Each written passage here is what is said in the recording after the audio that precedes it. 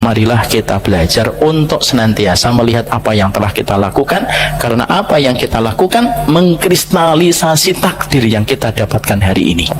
Karena dosa, karena kemaksiatan, apapun aktivitas kita di masa lalu itu mengkristal menjadi takdir yang kita dapatkan hari ini. Bismillahirrahmanirrahim. Assalamualaikum warahmatullahi wabarakatuh. Innalhamdulillah wassalatu wassalamu ala rasulillah wa ala alihi wa sahbihi wa man tabi'ahum bi ihsan ila yaumil qiyamah. Bersama dengan kehangatan keluarga Masjid Al-Falah dan keluarga para penuntut ilmu hari Rabu malam, semoga Allah senantiasa menjadikan kita senantiasa memahami bahwasanya yang paling penting di dalam kehidupan kita ketika kita menghambakan diri kepada Allah, yang paling penting itu bukan hanya ketika kita beribadah, tapi kita berusaha betul bagaimana menjadikan kualitas ibadah kita itu dapat diterima oleh Allah. Sesungguhnya tidak ada amalan yang diterima kecuali orang yang selalu peduli dengan kualitas amal ibadah yang telah dia lakukan dan dia kerjakan. Marilah kita ingat kepada apa yang pernah dinasihatkan oleh Ali bin Abi Thalib, kunu liqabulil amali asyadu ihtimaman minal amali min jinsiha. Jadilah kamu orang yang senantiasa memperhatikan amalmu supaya amalmu dapat diterima. Itu lebih penting daripada kamu menumpuk-numpuk amal ibadahmu secara kuantitas tetapi hilang kualitasnya. Marilah kita belajar dari kisah nyata yang disampaikan oleh Imam Ibnu Katsir, menceritakan tentang seorang wanita yang begitu dermawan yang telah wafat dan menjumpai kepada mimpi salah satu saudaranya. Wanita ini bernama Zubaidah. Wanita ini terkenal dengan kedermawanan. Ada ribuan orang jamaah haji yang telah mendapatkan manfaat dari hartanya, dan kita mendapati bahwasanya beliau membangun bendungan supaya bisa memberikan pengairan kepada jamaah haji ketika mereka sedang wukuf ataupun sedang bermalam di Mina ataupun Musdalifah. Amalannya begitu banyak. Tapi ketika Zubaidah ini meninggal dunia, maka beliau mendatangi mimpi kepada salah satu kerabatnya, dan kerabatnya bertanya kepada Zubaidah, apa yang Allah berikan kepadamu dengan engkau begitu dermawan di dalam hidupmu? Maka Zubaidah itu mengatakan, maka sesungguhnya amalku ketika aku begitu dermawan kepada ribuan jamaah haji, semuanya menguap, karena sesungguhnya aku terjangkiti dengan riak ketika aku menjadi dermawan.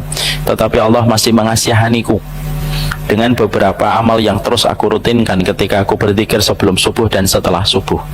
Dan ternyata amalan itulah yang menjadikan Zubaidah mendapatkan belas kasihan dari Allah dan mendapatkan rahmat. Inilah yang menjadikan Imam Ibnu Katsir mengatakan kepada kita, menjadikan amal kita dapat diterima itu bukan perkara yang mudah. Orang yang merintis bisnis belum tentu dia sukses di dalam bisnisnya. Orang yang menanam padi belum tentu dia panen dengan apa yang dia tanam dengan susah payah. Dan itu pula yang menjadikan kita harus paham, orang yang beramal belum tentu dia panen dengan amalnya sampai dia betul-betul memberikan kualitas pada amal ibadah yang telah dia lakukan dan dia kerjakan. Kalaulah perusahaan Nike ataupun perusahaan Adidas, mereka memiliki quality control, dan kalau ada produk yang cacat tidak akan dilemparkan ke pasaran walaupun dia tidak mendapatkan keuntungan karena ingin menjaga kualitas. Sesungguhnya Allah pun tidak menerima kecuali yang terbaik. Inilah yang Allah sampaikan, innama yataqabbalallahu minal muttaqin. Allah itu tidak menerima amal kecuali dari orang-orang yang bertakwa ketika dia bersungguh-sungguh memberikan yang terbaik. Bukankah Bapak kalau punya perusahaan, lalu Bapak memiliki 1000 karyawan, lalu 1000 karyawan itu ada yang mengerjakan pekerjaannya apa adanya dan ala kadarnya, mungkin Bapak tidak akan menerima produk yang dia buat kalau dia mengerjakan secara apa adanya dan ala kadarnya. Bapak pasti akan menerima pekerjaan dari bawahannya yang betul-betul berkualitas. Dan itulah yang menjadikan kita senantiasa memohon kepada Allah, semoga kita memiliki hati yang sadar. Allah itu tidak melihat amal yang banyak, makanya Allah tidak pernah menyebutkan amalan katsira. Kalau memang Allah membutuhkan amalan yang banyak dan memerintahkan kita untuk beramal yang banyak, Allah tidak menyebut dengan amalan salih, tapi pasti Allah menyebutnya dengan kata amalan katsira. Tapi maaf, Allah tidak menyebutkan amalan katsira, tapi Allah menyebutkan amalan salihah, karena sesungguhnya yang berkualitas itulah yang diminta oleh Allah dalam kehidupan kita. Inilah yang menjadikan kita senantiasa memohon kepada Allah setiap waktu, setiap saatnya. Mari kita mengetuk pintu rahmatnya Allah. Mari kita mengemis, mari kita membujuk kepada Allah, mari kita merajuk kepadanya. Semoga Allah itu menerima setiap amal yang telah kita lakukan di sepanjang hidup kita selama ini, menerima sholat kita, menerima puasa kita, menerima sedekah kita, dan semoga setiap doa yang terus menerus kita panjatkan dan fokus meminta supaya amal kita diterima, itulah yang menjadikan Allah menerima amal ibadah kita. Marilah kita belajar dari kekasihnya Allah, Khalilur Rahman, yaitu adalah Nabi Ibrahim. Bukankah Nabi Ibrahim berdoa, Rabbana taqabbal minna, ya Allah terimalah kami. Kalau seorang kekasih saja masih belum yakin apa yang dia lakukan dapat diterima oleh kekasih hatinya, yaitu adalah Allah, apalagi kita yang tidak pernah memiliki predikat sebagai Khalilur Rahman. Inilah yang menjadikan kita terus berdoa, Rabbana taqabbal minna innaka antas samiul alim. Semoga Allah menuntun kita sebagai hamba yang bersyukur kepadanya dalam setiap urusan kehidupan kita, dan sesungguhnya semoga kita melapisi hati kita dengan kesabaran, kesyukuran, dan keridhaan di dalam perjalanan kehidupan kita. Kita pada kesempatan hari ini akan meneruskan tadabbur kita pada surat Al-Baqarah ayat 250, yaitu bagaimana ketika kita pada ayat ini memohon kepada Allah supaya Allah itu mencurahkan kepada kita tentang kesabaran. Bukan hanya memberikan, tetapi kalimat dan kata yang kita baca di dalam ayat 250 pada surat Al-Furqan itu adalah ayatnya afrogo. Afrogo itu adalah mencurahkan kesabaran pada kehidupan kita, dan bukan hanya kita meminta supaya diberikan kesabaran, karena sesungguhnya saking butuhnya kehidupan orang yang beriman kepada kesabaran. Makanya ketika kita meminta kesabaran, kita tidak hanya meminta diberikan kesabaran, tapi kita meminta dicurahkan kesabaran di dalam kehidupan kita. Makanya maaf ya Pak, Allah kalau menurunkan air hujan tidak mencurahkan, tetapi menurunkan air hujan setetes demi setetes. Kenapa Allah tidak mencurahkan air hujan itu langsung, sebagaimana kalau kita membuang air di dalam ember? Kalau Allah itu memberikan air hujan kepada kita sebagaimana mencurahkan kita air ember ke dalam kamar mandi, pastinya kita sudah porak-poranda dan rusak binasa. Makanya Allah itu memberikan air hujan itu setetes supaya tidak merusak kehidupan kita.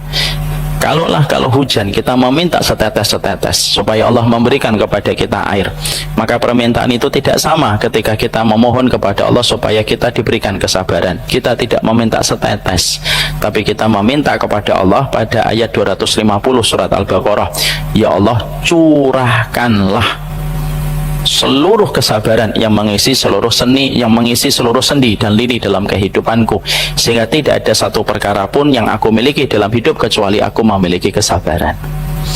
Inilah yang menjadikan kita paham sekali, sabar itu kedudukannya sebagaimana kedudukan kepala di dalam tubuh kita. Semua bagian tubuh boleh hilang, tapi bagian kepala tidak boleh hilang. Al-sabru fil imani kama sali ra'si fil jasadi. Sesungguhnya kedudukan sabar dalam iman sebagaimana kedudukan kepala di dalam tubuh, yang tentunya semua anggota tubuh boleh hilang dan hidup tetap berlanjut. Tapi ketika kepala itu hilang, hidup tidak bisa dilanjutkan. Sama pula iman tidak akan bisa tegak kecuali fondasinya kesabaran. Tanpa kesabaran tidak ada fondasi keimanan di dalam kehidupan kita ketika menjadi hambanya Allah.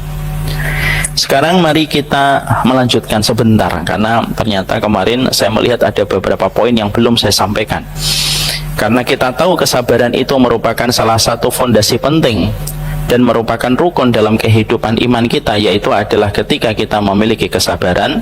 Kesabaran itu ada 3. Sabar yang pertama yaitu sabar di dalam taat. Sabar yang kedua yaitu ketika kita sabar meninggalkan kemaksiatan. Dan yang ketiga yaitu adalah sabar kita ketika menghadapi setiap ujian dan musibah. Sabar yang paling rendah pahalanya sabar ketika kita menghadapi ujian, karena kita tidak punya pilihan lain kecuali memang harus bersabar. Kamu bersabar, musibahnya datang. Kamu tidak sabar, musibahnya pun tetap datang dan tidak ada yang berubah. Makanya karena kesabaran menghadapi musibah itu bersifat paksaan dari Allah, maka sabar menghadapi musibah merupakan sabar yang nilai pahalanya paling sedikit. Walaupun paling sedikit, tetap yang paling utama dibandingkan amalan yang lain. Sabar yang paling besar yaitu adalah sabar ketika kita menjalankan ketaatan. Dan di antara sabar di dalam ketaatan itu adalah sabar kita ketika kita menghadapi pasangan hidup kita. Dan itu merupakan di antara pucuk dan di antara puncak amalan-amalan kesabaran itu ketika sabarnya manusia kepada pasangan hidupnya. Makanya kemarin saya sampaikan, sesungguhnya sabarnya kita kepada pasangan itu 2 kali. Sabarnya suami kepada istri 2 kali sabar. Sabarnya istri kepada suami 2 kali sabar. Karena sesungguhnya saking beratnya kesabaran ketika kita berhadapan dengan pasangan hidup kita, ketika kita mengarungi bahtera keluarga bersamanya. Kenapa sabarnya seorang suami kepada istri 2 kali? Karena ada 2. Karena sesungguhnya seorang suami dialah yang bertanggung jawab terhadap sandang, terhadap papan, terhadap pangan yang dibutuhkan oleh istrinya. Tetapi sesungguhnya istrinya adalah merupakan makhluk yang paling cepat lupa kebaikan dari suami dan paling ingat detail tentang kesalahan yang dilakukan oleh suami. Makanya seorang istri memiliki sifat apa? Akuntan paling handal, menghitung kesalahan dan kekurangan seorang suami, tetapi dia amnesia ketika menghitung kenikmatan dan kebaikan yang pernah diberikan oleh suaminya. Makanya sabarnya suami kepada istri 2 kali sabar. Dia memberikan sandang, dia memberikan pangan, dia memberikan papan, dia bertanggung jawab terhadap semua yang dinikmati oleh istrinya. Tapi ternyata istrinya terkadang begitu cepat melupakan kebaikan yang pernah diikhtiarkan dan diupayakan seorang suami kepada dirinya semenjak dirinya diperistri oleh seorang lelaki. Yang kedua, kenapa sabarnya kita kepada istri itu 2 kali sabar? Yang kedua, karena sesungguhnya kita bertanggung jawab atas hisabnya nanti. Ketika nanti masing-masing kita dibangkitkan, lalu kita melewati proses kehidupan akhirat, ketika kita dikumpulkan di padang mahsyar, maka sesungguhnya hisabnya istri tidak akan didahulukan daripada hisabnya seorang suami. Memang betul istri kita dihisab, tapi sesungguhnya hisabnya istri setelah hisabnya seorang suami. Suami yang bertanggung jawab, suami yang harus mempertanggungjawabkan semua yang telah dinikmati oleh istrinya di dalam kehidupan. Tapi walaupun kita bertanggung jawab atas hisabnya, tetapi istri kita belum tentu bisa memberikan ketaatan dan kepatuhan maksimal kepada kita sebagai seorang suami. Dan itulah yang menjadikan bapak, siapapun suaminya, dimanapun dia berada, sabarmu kepada istrimu harus 2 kali sabar. Dan itu merupakan 2 kali penyaringan dalam kehidupan kita berumah tangga. Sama pula bukan hanya kita yang sabar menghadapi istri, istri juga sabar menghadapi kita.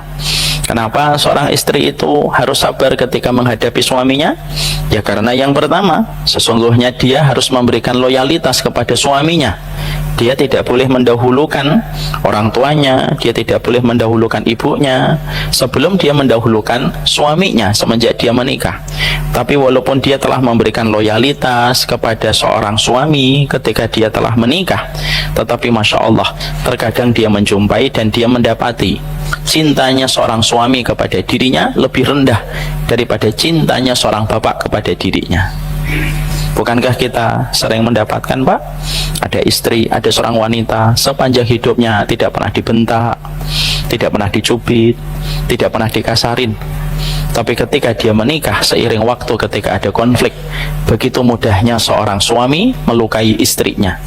Begitu gampang seorang suami menghardik istrinya, dan begitu gampang seorang suami melakukan kekerasan di dalam rumah tangga ketika dia telah menikah. Makanya akhirnya seorang istri pun memberikan 2 kali sabar kepada seorang suami atas apa yang dia jumpai, atas apa yang dia dapatkan ketika kualitas cinta seorang suami terkadang jauh di bawah kualitas cinta bapak kepada dirinya sebelum dia menikahi laki-laki itu. Yang kedua, kenapa seorang istri harus sabar menghadapi suaminya? Karena seorang istri harus patuh. Dia rela menjadi tawanan untuk suaminya. Dia rela kemanapun harus minta izin kepada suaminya.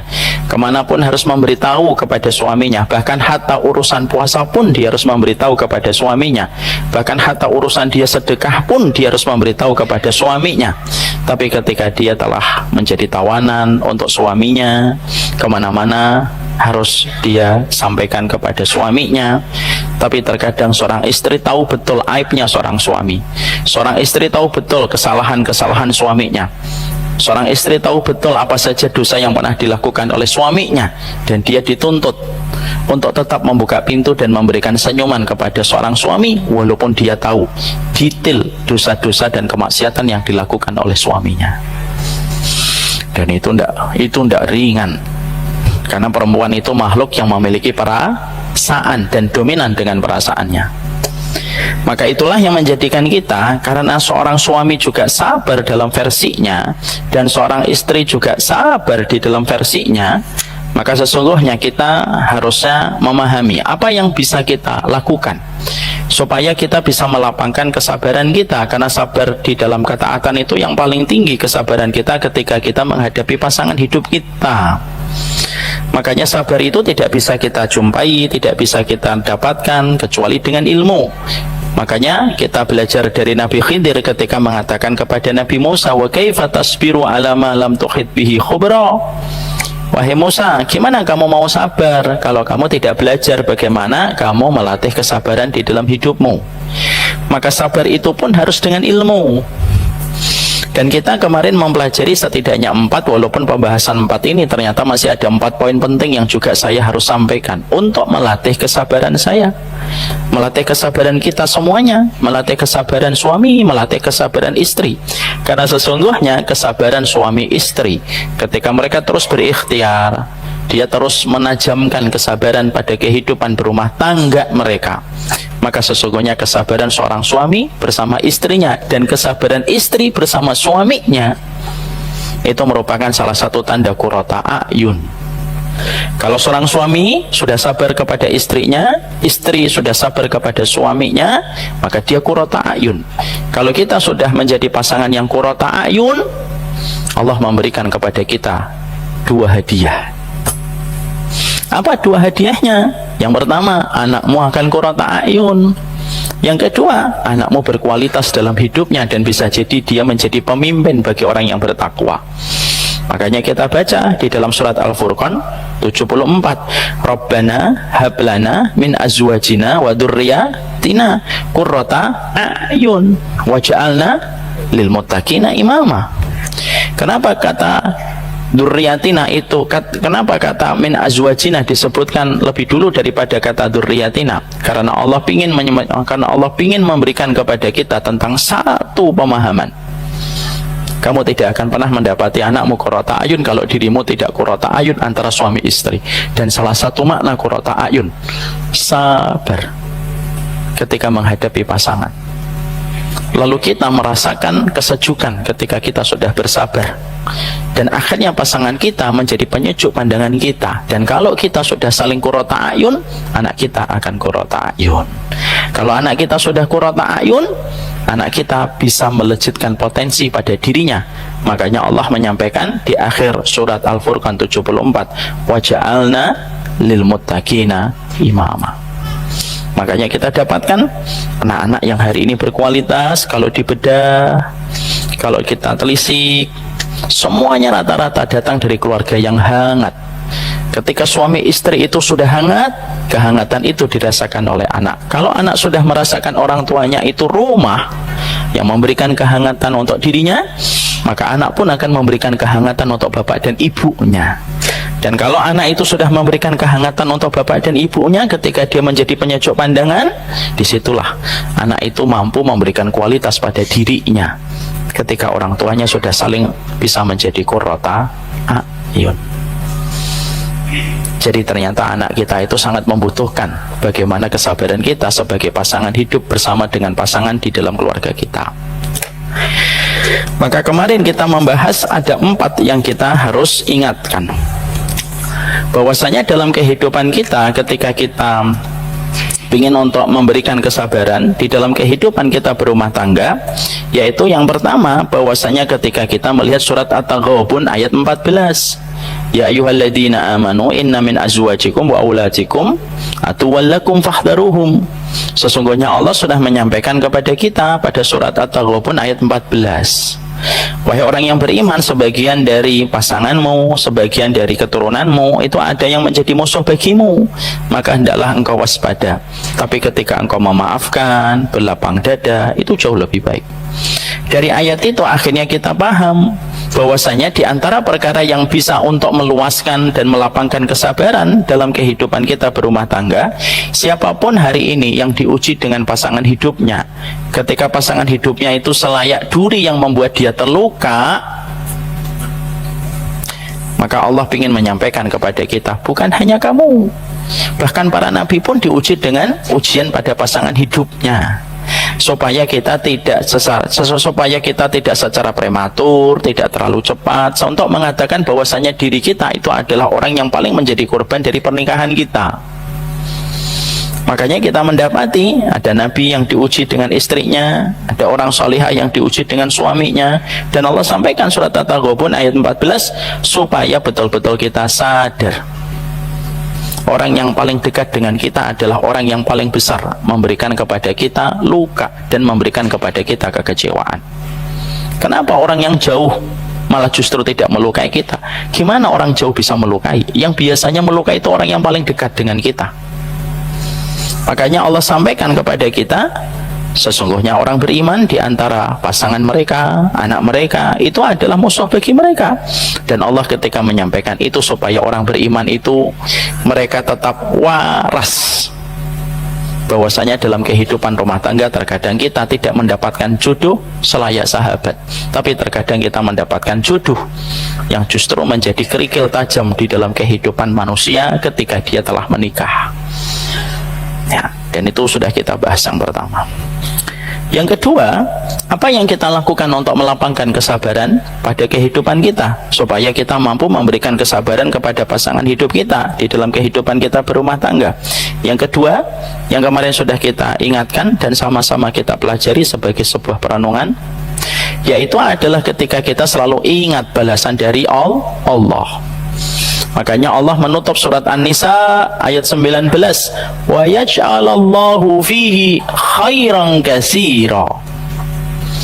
Maka ketika kita menjumpai ada perkara yang tidak kita sukai, ketika pasangan kita menguji kita pada perkara yang tidak kita sukai, maka Allah menyampaikan bisa jadi apa yang tidak kamu sukai dari pasanganmu, wa yaj'alallahu fihi khairan katsira. Allah tidak hanya menjanjikan kebaikan, Pak. Allah tidak hanya menjanjikan kebaikan, Bu, tapi Allah menjanjikan kepada kita kebaikan yang banyak untuk menggantikan setiap kepahitan yang pasti, untuk menggantikan setiap kepahitan yang terkadang kita temukan pada pasangan hidup kita. Makanya kalau Bapak dan Ibu membuka surat An-Nisa, sangat menarik untuk kita telisik dan kita jadikan perenungan. Kenapa Allah tidak mengatakan wa yaj'alallahu fihi khaira? Kalau kamu mendapati sesuatu yang tidak kamu sukai dari pasangan, Allah akan menggantinya dengan kebaikan. Tidak, Allah tidak mengatakan firman-Nya semacam itu. Tapi Allah menyampaikan, kalau kamu menjumpai sesuatu yang tidak kamu sukai dari pasanganmu, maka sesungguhnya Allah mengatakan wa yaj'alallahu fihi khairan katsira. Allah akan menggantimu dengan banyak sekali kebaikan yang Allah berikan ketika kita bersabar menghadapi pasangan hidup kita pada perkara-perkara yang tidak kita sukai. Apa yang biasanya tidak disukai suami dari istrinya? Lisannya istri. Apa yang paling tidak disukai seorang istri kepada suaminya? Yaitu fitnahnya lelaki pada perempuan. Biasanya begitu. Makanya fitnah terberatnya laki-laki pada mata, fitnah terberatnya perempuan pada mulutnya. Makanya kalau nangis kan begitu, Pak. Makanya perempuan kalau nangis yang ditutupin mata atau mulutnya? Mulut. Karena dia tahu di sini banyak salah. Gitu. Tapi kalau laki-laki kalau nangis tutupin mulutnya, enggak, Pak. Laki-laki kalau nangis Pak Ipan lihat kalau nangis, Pak Ipan kadang malah gini, yang gini, gini. Karena kalau kita bedah di situ, akhirnya kita jumpai apa sih yang tidak disukai. Kita buka dulu surat An-Nisa. Coba dibuka surat An-Nisa, Pak Ipan, kita baca lagi. Ayat surat An-Nisa, surat An-Nisa ayat ke-19.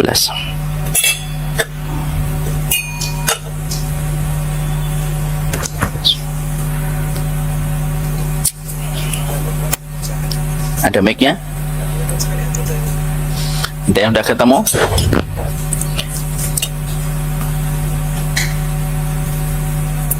Yang dari bawah aja. Kalau kamu membenci apa yang Kemudian bila kamu tidak menyukai mereka, Ya, maka bersabarlah. Bentar. Kalau kamu tidak menyukai mereka, ayat ini kalau dibaca seorang suami, maka sesungguhnya suami pasti pertama kali yang terpikir olehnya itu apa?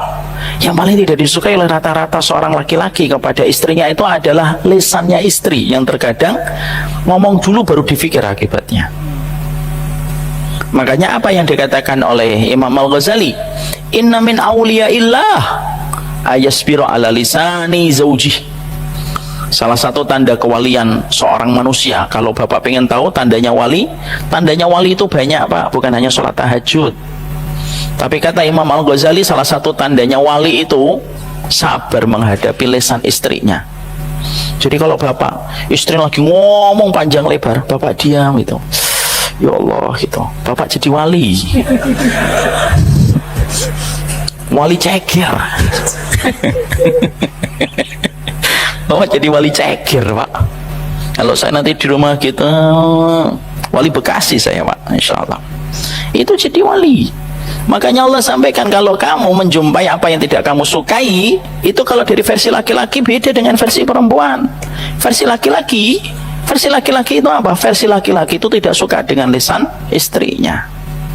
Dari versi perempuan, apa yang paling tidak disukai dari versi laki-laki? Dari versi perempuan, yang tidak disukai perempuan itu pada laki-laki itu apa? Perempuan itu suka kecewa dengan matanya laki-laki yang tidak bisa dijaga.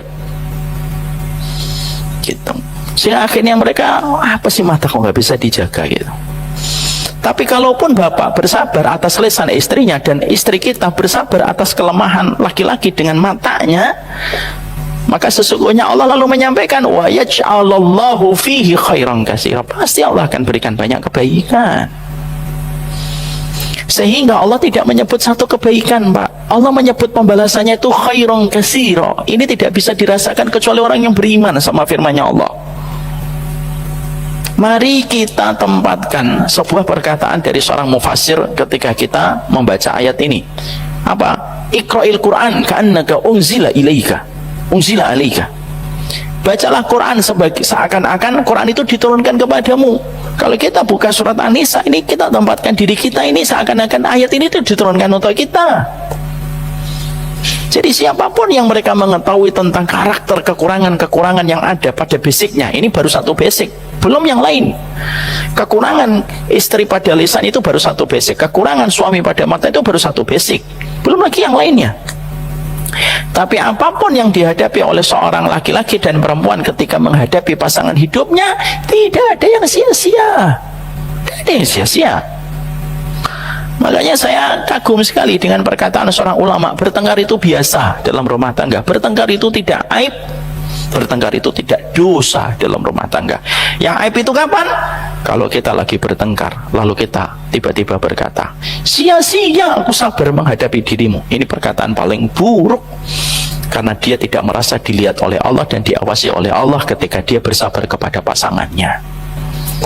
Makanya itulah kenapa kalau sudah marah antara suami istri, betul kata para ulama, jangan pernah ingat perkataan istrimu ketika sedang marah, jangan ingat perkataan suamimu ketika lagi emosi. Karena apa? Karena perkataan itu tidak lahir dari hatinya, tapi lahir dari kata-kata setan yang mendarat pada emosinya sampai meluapkan semuanya pada saat ketika dia marah. Maka sesungguhnya itu yang kedua. Yang ketiga yang kemarin kita sudah bahas, yaitu adalah mengevaluasi diri kita.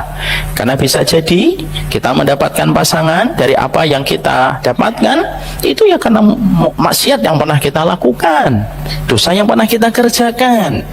Makanya Allah menyampaikan kepada kita dalam surat Asy-Syura ayat 30, wa ma asabakum min musibatin fabima kasabat aydikum wa ya'fu an katsir. Tidak ada musibah yang menimpa kepada dirimu. Ini disebutkan dalam bentuk nakirah pak, wa ma asabakum min musibatin. Itu bukan minal musibah, tapi min musibatin, tidak ada alnya. Artinya musibahnya itu seluruhnya, apapun perkara yang menjadikan kita sedih itu musibah. Termasuk di dalamnya ketika kita menghadapi ekspektasi yang kita harapkan tidak kita jumpai pada pasangan kita, itu juga termasuk musibah. Dan Allah menyampaikan, wa ma asabakum min musibatin fabima kasabat aydikum. Tidak ada musibah yang menimpa kepada dirimu kecuali dari apa yang pernah kamu lakukan dulu dari kedua tanganmu. Dan saya kemarin kan sudah menyampaikan, Pak, kalau kita buka buku 200 itu tidak mungkin berdiri sendiri, pasti ada kaitannya dengan halaman 100. Buku 100 itu tidak mungkin berdiri sendiri kecuali dia berkaitan dengan halaman 50. Halaman 50 pasti berkaitan dengan halaman yang kelima. Kenapa? Semakin buku itu bagus, semakin halamannya itu banyak kita baca, setiap halamannya itu nyambung dan tidak ada materi yang putus. Itu buku, Pak. Kalaulah buku, tidaklah kita membaca buku yang bagus sampai 300 halaman sekalipun, setiap halamannya selalu bersambung dengan halaman sebelumnya. Sama apa yang kita dapatkan dalam takdir hari ini, itu takdirnya tidak berdiri sendiri, tapi takdirnya itu berkaitan tentang peristiwa demi peristiwa yang pernah kita lakukan di masa lalu. Kenapa? Manusia itu kumpulan takdir dari peristiwa-peristiwa yang pernah dia lewati dalam hidup, kata Hasan Al-Basri. Jadi kalau kita menganggap apa yang kita dapatkan hari ini tidak ada hubungannya ketika waktu SMA, berarti kita sekuler. Saya sekuler, Bapak sekuler. Kalau apa yang kita dapatkan hari ini tidak ada hubungannya ketika dulu kita kuliah, kita sekuler, Pak. Memutus itu hubungan antara satu halaman dengan halaman yang ada. Dan tidak mungkin, Pak. Makanya Allah lalu menyampaikan kepada kita di dalam surat Asy-Syura, tidak mungkin kok halaman-halaman itu terputus. Makanya bisa jadi apa yang telah kita jumpai hari ini buah pahit dari apa yang pernah kita lakukan di masa lalu. Bisa jadi ibu kita dulu sudah pernah ngomong, Le, yakin mau nikahin dia? Kita ngomong, yakin Bu. Kok kelihatannya ibu kurang sreg ya? Ibu ini suudon. Tanpa kita sadari perkataan ketika kita mengatakan itu bisa jadi menjadi dosanya kita tanpa sadar. Dan apa yang kita jumpai mungkin buah pahit dari apa yang kita lakukan ketika kita tidak mendengar apa yang dikatakan ibu kita. Mbak, yakin Mbak mau nerima lamaran dia? Kalau ibu kok kelihatannya ragu gitu, kalau enggak usah mikir macam-macam lah Bu, dia kan udah kerja. Lalu akhirnya satu persatu peristiwa itu saling menyambung.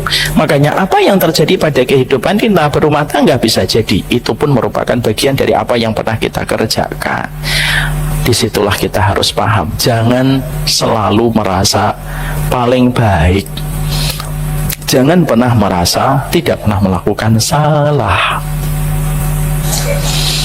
Karena kalau kita mendapatkan musibah, salah satu di antara penjelasan musibah itu apa? Salah satu penjelasan musibah itu adalah bisa jadi musibah itu disebabkan dari apa yang pernah kita lakukan di masa lampau. Bisa jadi Bapak pernah ngambil riba ketika dulu beli motor, hukumannya sekarang. Bisa jadi kita pernah riba ketika kita baru bangun rumah, tidak sabar untuk nunggu rezeki dari Allah, lalu akhirnya kita dapatkan hukumannya lewat anak, lewat istri, lewat suami. Marilah kita belajar untuk senantiasa melihat apa yang telah kita lakukan, karena apa yang kita lakukan mengkristalisasi takdir yang kita dapatkan hari ini. Saya ulang kembali, untuk saya, untuk kita semua. Karena dosa, karena kemaksiatan, apapun aktivitas kita di masa lalu, itu mengkristal menjadi takdir yang kita dapatkan hari ini. Selalu ada penjelasan takdir dari setiap apa yang kita dapatkan dari perbuatan yang pernah kita kerjakan. Ya. Makanya dengan kita mengevaluasi, akhirnya kita tidak merasa perlu menyalahkan dia, tapi yang kita salahkan diri kita. Kok dia tidak patuh ya? Ya mungkin ini maksiatnya saya.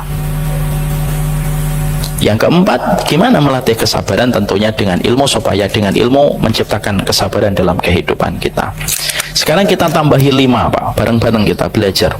Karena sesungguhnya menciptakan kesabaran di dalam kehidupan berumah tangga itu sangatlah penting, di mana itu kita butuhkan. Laki-laki kalau sudah mendapatkan ketenangan di dalam kehidupan rumah tangga, maka dia akan tenang ketika mencari rezeki. Kalau laki-laki sudah tidak mendolimi istrinya, maka dia akan dimudahkan mendapatkan rezeki. Seorang wanita kalau sudah dia bersabar menghadapi suaminya, maka dia akan lebih mudah fokus untuk merawat dan mendidik anak-anaknya. Karena apa yang terjadi di antara keduanya mempengaruhi bagaimana kehidupan keluarga dan bagaimana kehidupan kualitas anak-anaknya. Sebelum kita tambahin dengan 5 poin penting, saya sampaikan sebuah kisah yang ada di YouTube dari satu muhadharah, dari satu kajian ilmu yang ada di Saudi, Pak. Tapi memiliki korelasi yang kuat dengan pembahasan kita hari ini. Ada seorang wanita bertanya kepada seorang syekh di televisi nasional dengan menggunakan telepon. Sebagaimana sering kita lihatlah di YouTube, kan sering kita dapati TV-TV Saudi Arabia, kan biasanya ada namanya acara program fatwa. Kalau di Indonesia belum ada. Biasanya TV Indonesia itu mendadak dangdut, nah itu biasanya. Kalau televisi Saudi itu biasanya tentang ilmu. Ada seorang wanita nanya kepada syekhnya, tetapi jawabannya relate untuk kita renungkan. Syekh, saya ini punya 2 anak. Anak pertama saya dengan anak kedua terbentang jarak sekitar 5 atau 6 tahun. Tapi kualitas dan sikap karakter anak saya antara yang pertama dan yang kedua itu beda sekali. Anak saya yang pertama, Masya Allah, hiperaktif sekali, sulit untuk mendengar perintah dari saya dan bapaknya, dan cenderung nakal, dan cenderung dia orangnya susah untuk dikendalikan dan diatur. Itu anak saya pertama. Anak saya yang kedua kok berbeda sekali ya Syekh. Anak saya kedua cenderung lebih tenang, pembawaannya juga tenang, ketika diperintah juga gampang, ketika dikendalikan juga begitu mudah. Kenapa mereka itu lahir dari akhirnya seorang suami yang sama, rahimnya pun sama, tapi kenapa melahirkan kualitas 2 anak yang sangat berbeda ya Syekh? Masya Allah ya Bapak, mungkin sebagian sudah pernah dengar kisah ini. Lalu syekhnya itu bertanya, maaf ya, saya boleh bertanya pertanyaan pribadi? Boleh Syekh. Apa? Bagaimana kondisi kamu dengan suamimu ketika kamu mengandung anak pertama, dan bagaimana kondisimu dengan suamimu pada saat kamu mengandung anak yang kedua? Perempuan itu bertanya, emang ada hubungannya? Ada. Coba jelaskan dulu. Lalu perempuan itu mencoba mengingat-ingat gitu dan berkata, iya Syekh, ketika saya baru menikah bersama suami saya, kami masih dalam taraf 0 dalam belajar. Kami jarang ketemu majelis ilmu, kami jarang datang ke madam muhadharah, kami jarang beribadah bersama, sehingga akhirnya hari-hari kami selalu diwarnai dengan pertengkaran dan perdebatan terus. Sehingga suami saya sering mengatakan tidak ridho, saya pun juga tidak peduli dengan ketidakridhoannya. Dan itulah yang terjadi pada 3 tahun sampai 4 tahun pertama pernikahan kami. Pada saat 3 tahun pertama itulah saya punya anak pertama itu. Lahirlah anak yang pertama. Saya hanya menjawab thayyib. Sekarang saya tanya pertanyaan yang kedua, gimana kondisinya ibu ketika pada saat melahirkan anak kedua? Kondisinya ibu dengan suami baik atau memburuk kualitasnya? Setelah saya melewati 5 tahun 6 tahun pernikahan Syekh, akhirnya kami banyak menyadari dan banyak mengevaluasi, dan akhirnya kami banyak datang kepada muhadharah, kami datang kepada majelis ilmu, kami lebih tenang, kami tidak emosional. Dan sering sekali saya mengatakan kepada suami saya, ridhoi saya ya wahai suamiku. Dan istri suami saya pun sering meminta maaf kepada saya atas kekurangannya. Pada saat dalam kondisi hangat itulah saya akhirnya memiliki anak yang kedua. Setelah perempuan itu menjelaskan apa yang ditanyakan oleh syekhnya, perhatikan jawaban dari syekhnya. Kedudukan hatimu, kedudukan hidupmu di hati suamimu, dan kedudukan suamimu di hatimu, itulah yang mempengaruhi kualitas anakmu ketika dilahirkan oleh Allah. Paham Pak di sini? Kenapa anak pertamanya cenderung susah dikendalikan? Karena saat itu ibu juga susah dikendalikan sama suaminya, dan suaminya pun tidak punya ilmu bagaimana menenangkan dan menghangatkan istrinya. Jadilah apa yang kita dapatkan dari anak kita, karena anak itu cermin dari apa yang pernah terjadi dari kehidupan orang tuanya. Kenapa anak yang kedua berbeda? Karena anak yang kedua itu berbeda, ya.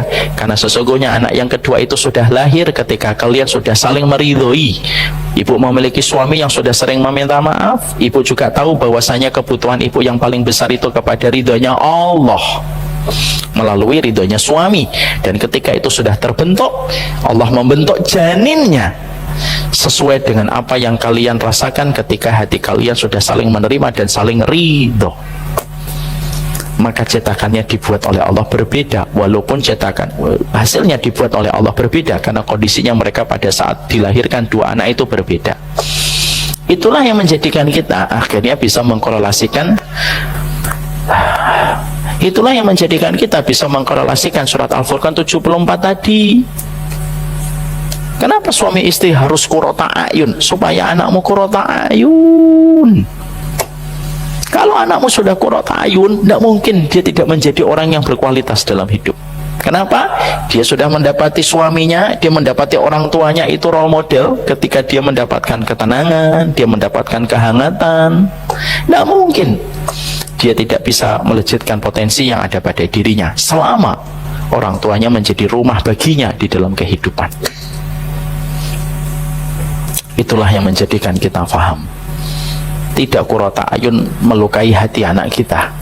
Dan bisa jadi hati anak kita akan terluka sepanjang hidupnya ketika orang tua tidak melatih kesabaran dan tidak memaksakan diri mereka untuk saling menjadi qurrata ayun dalam kehidupan rumah tangga. Nah, inilah yang menjadikan kita akhirnya memahami, sekali lagi, menjadi pasangan qurrata ayun hukumnya wajib, bukan pilihan. Walaupun setelah kita berusaha dan berikhtiar, tapi ternyata setelah itu kita belum mendapatkan, Allah tidak membebani kita dengan sesuatu di luar kemampuan kita. Tapi kita harus mengerti, sekali lagi, saling memberikan qurrata ayun itu menjadi kualitas dalam kehidupan. Ini yang kita harus paham. Sekarang mari kita menambahkan apa perkara yang harus kita tambahi dari 4 poin tadi supaya melatih kesabaran kita sebagai pasangan suami istri pada kehidupan kita. Yang kelima, kata para ulama, perkara yang menjadikan kita akhirnya dilapangkan kesabaran kita mendapatkan pasangan hidup kita. Yang kelima adalah para ulama memberikan nasihat untuk kita. Janganlah kita ketika mencintai pasangan kita supaya kita lebih mudah untuk melapangkan hati kita bersamanya, yaitu adalah jangan mencintai pasangan kita lebih daripada kita mencintai Allah. Kalau seseorang sudah melupakan tauhid ketika dia menikah, lalu dia mencintai pasangannya lebih daripada dia mencintai Allah, dan dia tidak mengontrol rasa cintanya yang besar yang ada pada hatinya, maka dia tidak akan sanggup untuk mendapatkan ujian dari orang itu yang sangat dia cintai ketika cintanya mengalahkan cintanya dia kepada Allah. Makanya akhirnya kita mendapati bagaimana kisahnya Mughis dengan Barirah. Bagaimana Mughis dan Barirah itu merupakan keluarga dari budak, sampai akhirnya Mughis dan Barirah itu dipisahkan. Barirah merupakan seorang budak, dan itu budak wanitanya Ibunda Aisyah, dan dimerdekakan oleh Ibunda Aisyah. Mughis masih budak. Dalam hasanah fikih, maka sesungguhnya seorang yang merdeka itu tidak bersanding dengan suami yang masih budak, dan dia diberikan kebebasan untuk memilih antara meneruskan ataukah berpisah. Maka pada saat itu Barirah lebih memilih berpisah, dan Mughis saat itu sangat mencintai Barirah, sehingga akhirnya yang dilakukan oleh Mughis itu apa? Yang dilakukan Mughis itu ngikutin terus kemanapun Barirah pergi, sampai air matanya Mughis itu membasahi jenggotnya yang begitu tebal, saking derasnya air mata yang menetes ketika Mughis sangat sedih ditinggalkan oleh Barirah. Makanya sampai Nabi mendatangi Barirah dan berkata, "Wahai Barirah, apakah kamu tidak ingin kembali kepada Mughis?" Perkataan dari Barirah pada saat itu, "Atamuruni, apakah kamu memerintahkan aku ya Rasulullah?" "Tidak, aku tidak memerintahkan, tetapi aku hanya menolong Mughis, kalaulah kiranya kamu mau balik kepada Mughis." Ketika Barirah tahu bahwasanya Nabi tidak memerintahkan, maka beliau tidak berkenan untuk balik kepada Mughis. Karena kalau Barirah tahu Nabi memerintahkan, maka beliau langsung patuh kepada perintahnya Rasulullah. Disitulah kita akhirnya paham bahwasanya termasuk di antara perkara yang menjadikan orang susah bersabar dengan pasangan hidup, yaitu ketika dia telah mencintai pasangannya itu secara berlebihan. Terlalu merajakan suami itu tidak benar, dan terlalu meratukan istri itu juga tidak benar. Saya tidak terlalu setuju kalau ada sebuah tulisan di Instagram, ratukanlah istrimu.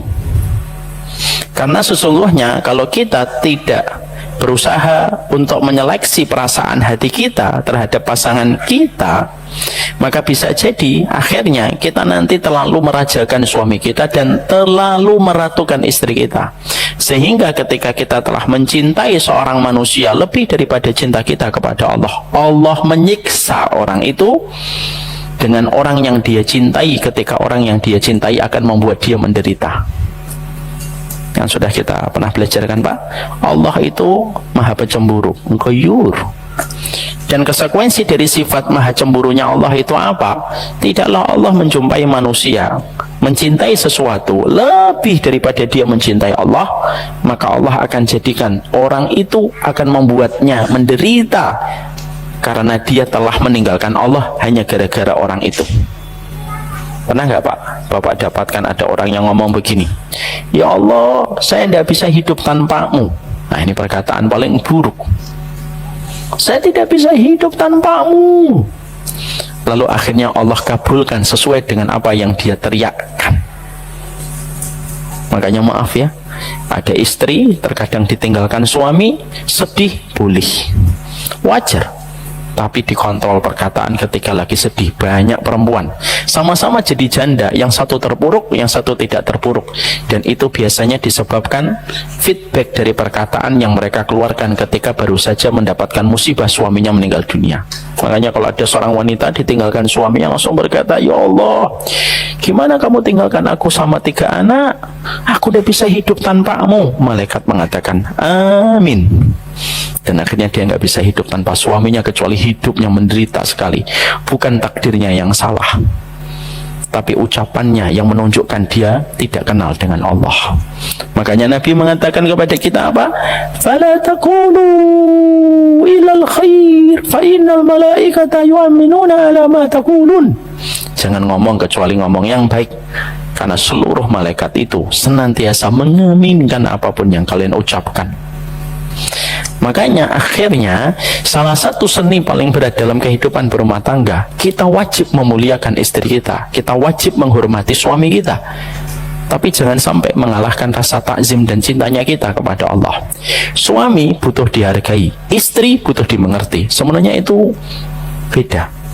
Makanya suami butuh dihargai, tapi istri butuh dimengerti. Tapi ketika kita menghargai dan kita memahami, jangan sampai akhirnya kita memiliki rasa cinta, dorongan syahwat ketika kita mencintainya, lalu mengalahkan cinta kita kepada Allah. Maka sesungguhnya siapapun yang lupa sifat goyurnya Allah, siapapun yang lupa sifat cemburunya Allah, lalu dia brutal mencintai makhluk, mengalahkan cintanya dia kepada Allah, pasti dia akan menderita dengan rasa cinta itu ketika Allah campakkan dia menderita karena makhluk yang dia cintai lebih daripada dia mencintai Allah. Itu yang susah.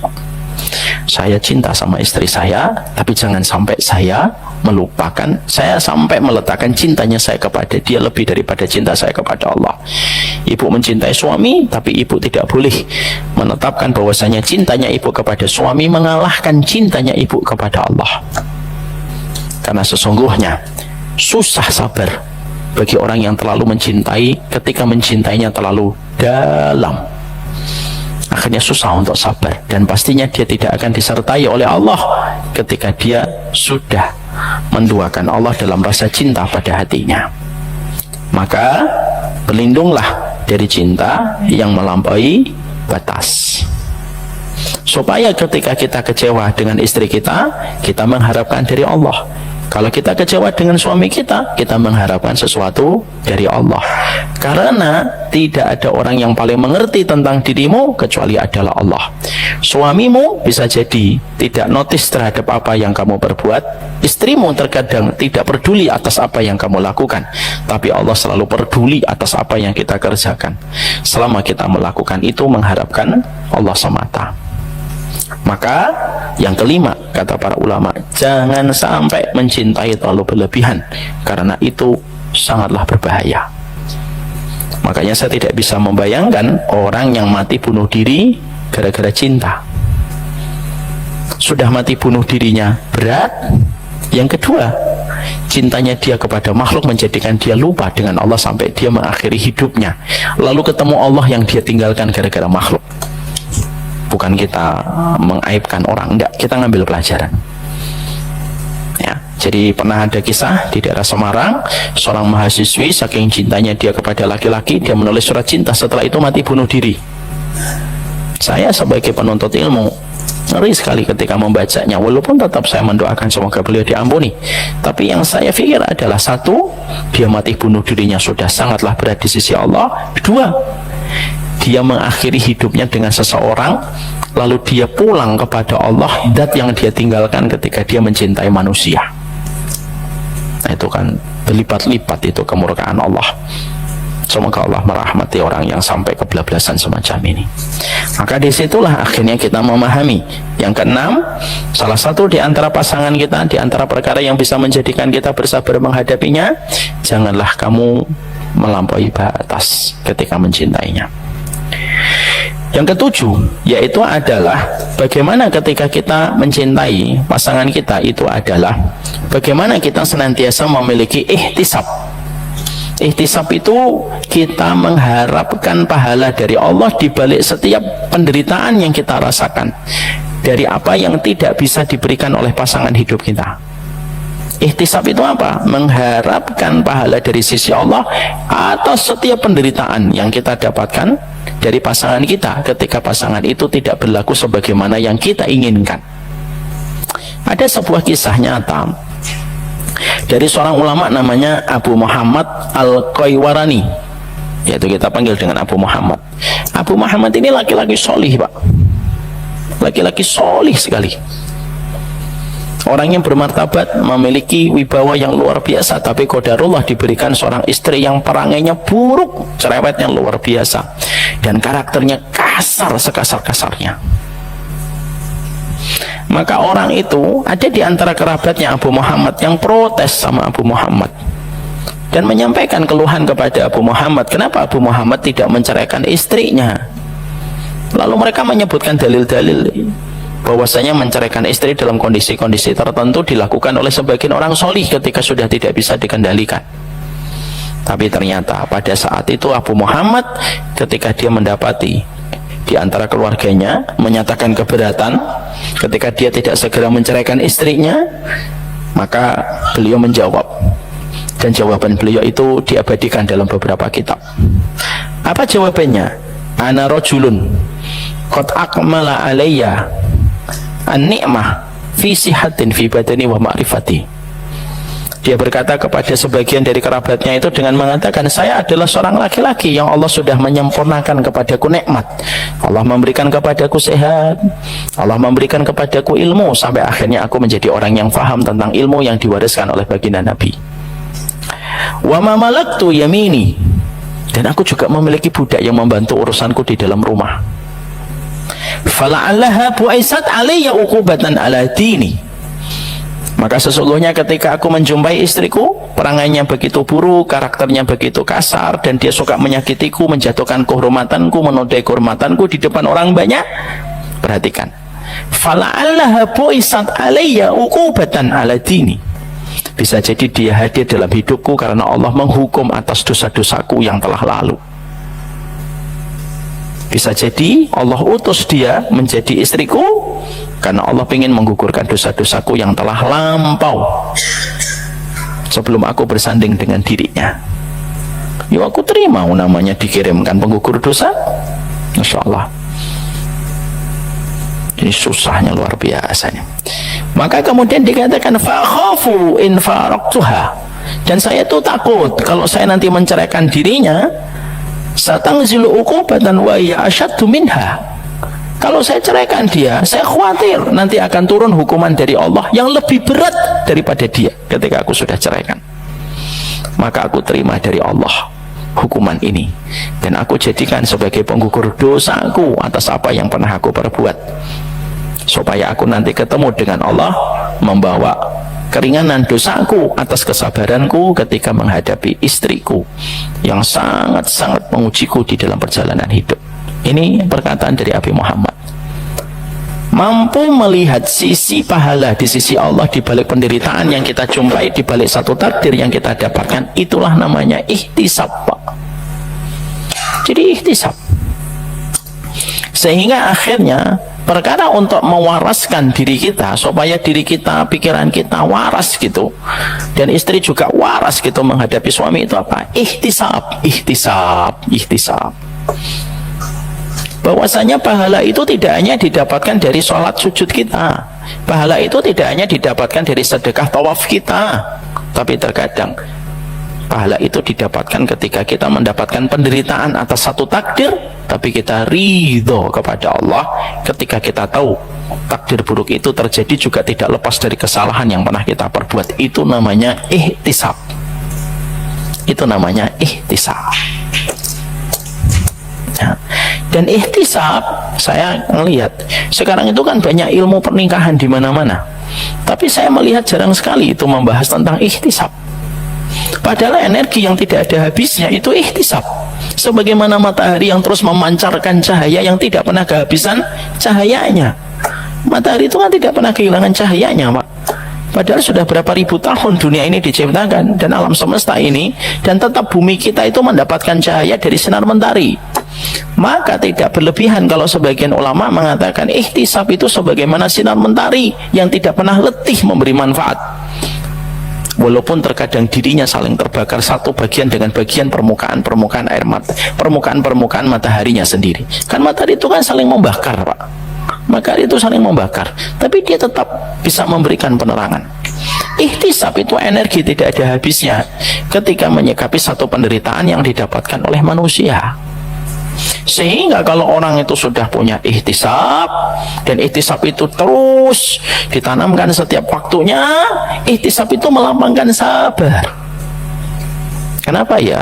Oh, mungkin ini doa saya dikabulkan oleh Allah. Bukankah saya berdoa minta surga? Nah, inilah jalan saya ke surga. Allah kabulkan, tetapi dengan cara yang terkadang tidak biasa.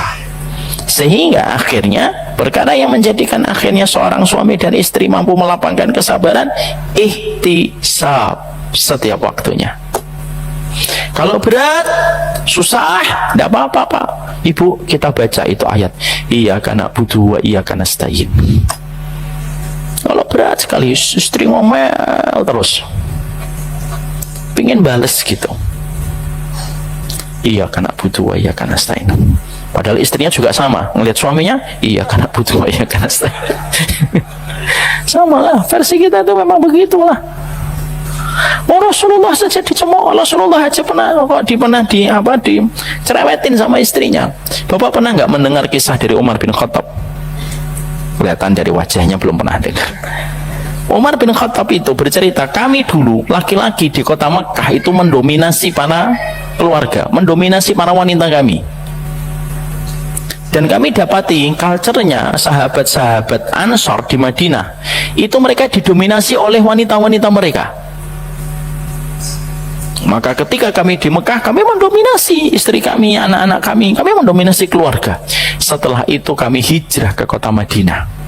Wanita-wanita muhajirat yang datang dari Mekah, mereka asimilasi dengan apa yang mereka lihat. Loh, wanita Ansor itu berani ngomong sama suaminya. Padahal dulu wanita-wanita muhajirin itu tidak berani ngomong sama suaminya. Akhirnya lama-lama nyatu itu budaya itu. Akhirnya wanita-wanita yang datang dari Mekah mulai belajar untuk berani ngomong kepada suaminya.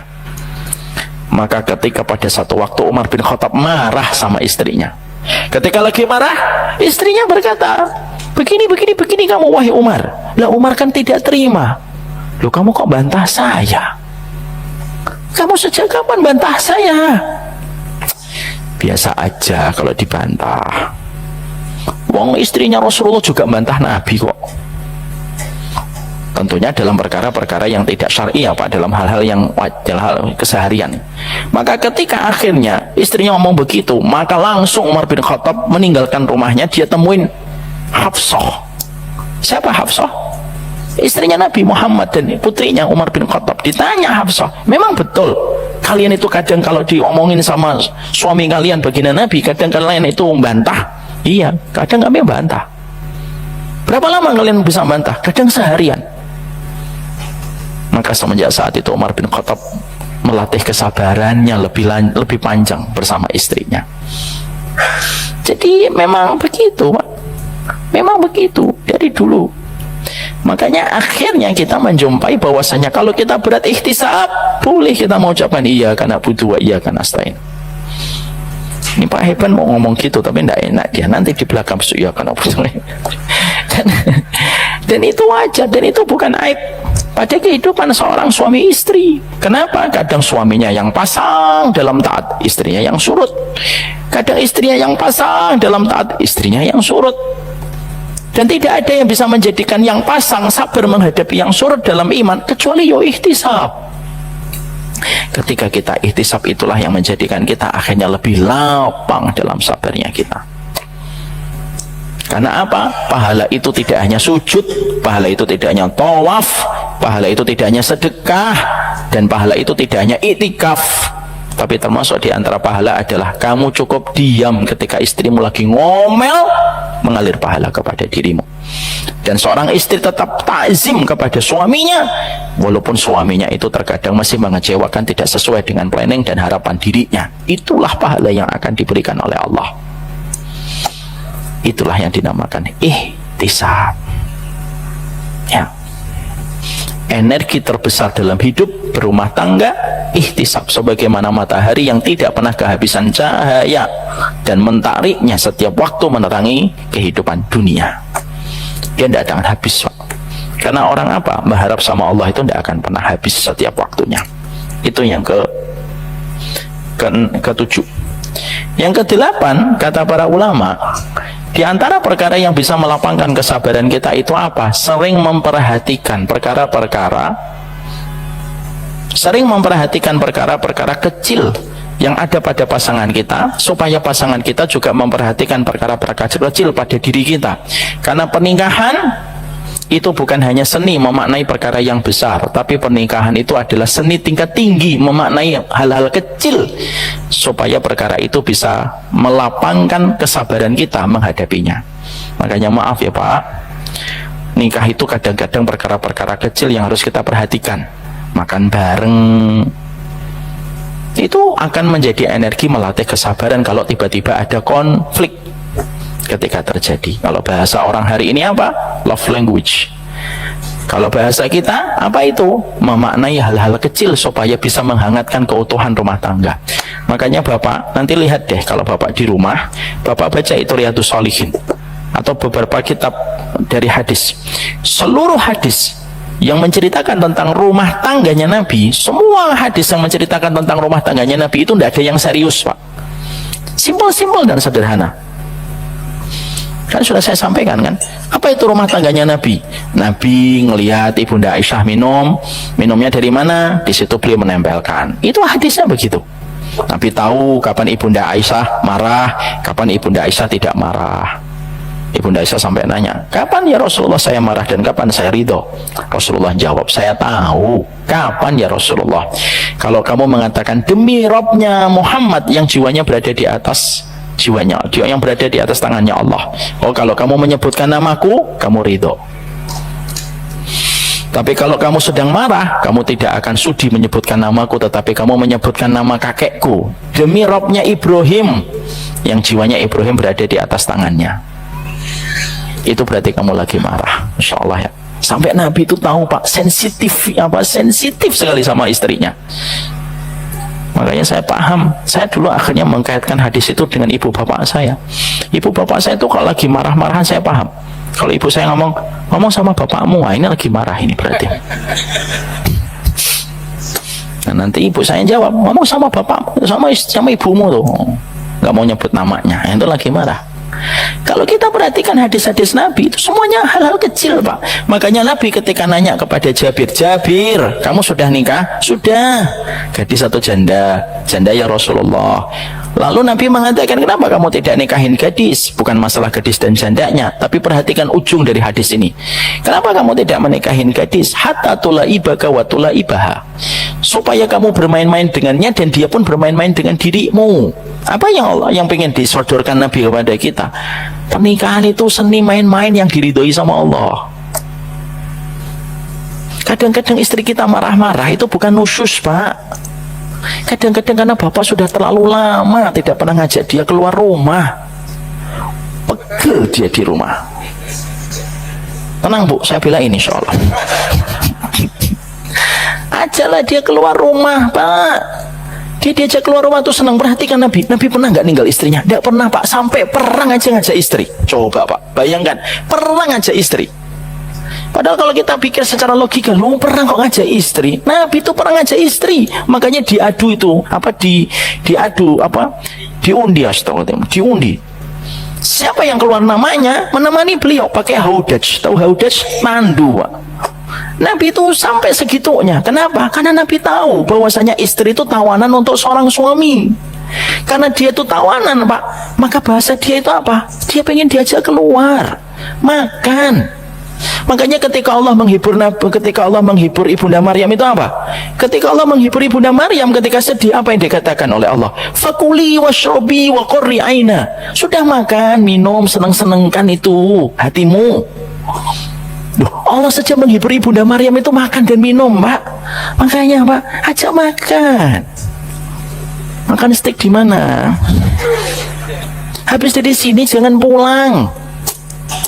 Carilah kopi tiam di mana gitu. Tuh depan situ ada mie Aceh itu. Aja bukakan pintu mobilnya, Pak. Itu apa itu sandaran kakinya dibukain, Pak. Pasti istri kita langsung ini. Lalu dia masih senang banget itu. Beneran ya atau enggak, Bu? Tuh iya, saya tahu Bu, makanya saya omongin sebelum saya umroh, saya sampaikan. Karena perkara kecil kayak gitu tuh terus diingat. Beneran, kadang-kadang suami istri kita, ini tolong kalau saya dikoreksi ya Bu kalau saya salah. Istri kita itu lupa, Pak, berapa uang nafkah yang kita kasihkan ke dia. Dia kadang lupa, tapi dia tidak pernah lupa daster yang Bapak belikan itu di pasar Rebo, walaupun harganya cuma 30.000, Bapak bawa ke rumah. Diingat atau tidak, Bu? Nah, tidak dengar jawabannya. Harusnya jangan daster, harusnya permata. Tapi itulah yang menjadikan kita paham. Laki-laki juga simpel, supaya melatih kesabarannya seorang laki-laki itu apa, Bu? Dihargai. Dan salah satu menghargai seorang suami itu apa? Temenin. Makan itu temenin, sarapan itu temenin. Kita laki-laki itu paling seneng nggak, Pak, kalau sarapan ditemenin istri, Pak? Jangan diem, Pak, ngomong dengar. Bapak dibelain malah diam. Udah lah, nggak jadi, pulang. Karena laki-laki itu pengennya dihargai. Dan dihargai itu apa? Ditemenin. Janganlah sering-sering membiarkan suaminya sambil makan melihat handphone, scrolling. Tidak baik itu. Jangan sampai akhirnya seorang suami ketika di dalam rumah tidak dihargai, tapi ketika dia di kantor ada sekretaris yang sangat menghargainya dan lebih paham detail tentang kebiasaan suaminya daripada dia sebagai istri kepada suaminya. Itu kan musibah. Memang betul perselingkuhan itu merupakan musibah, tapi terkadang pasti ada triggernya yang itu terjadi sampai akhirnya itu kejadian. Makanya pernikahan Nabi itu hal-hal kecil, Pak. Menerjemahkan ketakwaan dalam berumah tangga itu bukan hanya laki-lakinya sholat di masjid. Iya, itu penting dan itu tidak boleh hilang. Tapi menerjemahkan ketakwaan dalam rumah tangga itu apa? Menerjemahkan ketakwaan dalam rumah tangga itu apa?